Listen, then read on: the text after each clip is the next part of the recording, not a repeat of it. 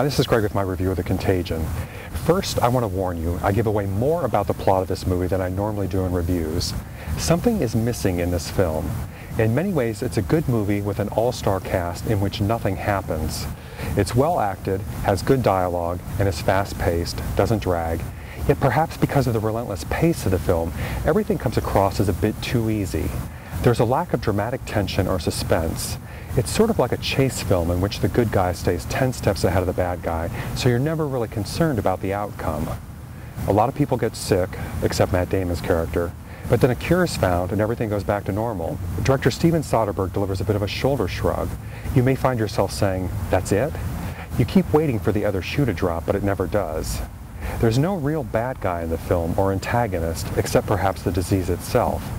The trouble is, the search for the cure for the devastating disease that at first threatens to wipe out humanity seems to take about 5 minutes. Compare that with the real-life decades-long struggle to find a cure for HIV. And most of the suspense the movie does have comes from the fact that you spend your time mistakenly guessing where the film might go.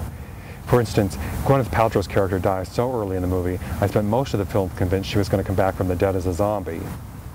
Indeed, the producers note that the film intentionally has a sort of zombie movie apocalypse feel, at least at the onset, and it sort of strings you along into thinking that may be where the movie goes. Yet in the end, it pulls back from the brink. It's not an end-of-the-world film. And perhaps it's a good thing it's not simply just another zombie movie, but it isn't really clear what the movie offers instead. It comes across almost more as a documentary about how scientists develop vaccines, or perhaps the stages an epidemic goes through. The movie could get away with this kind of non-event if it were perhaps a study of the breakdown of society in times of distress or humanity under pressure, but it simply isn't that deep or profound. It's a fast-paced thriller rushing through to a conclusion, yet simply doesn't engage you along the way.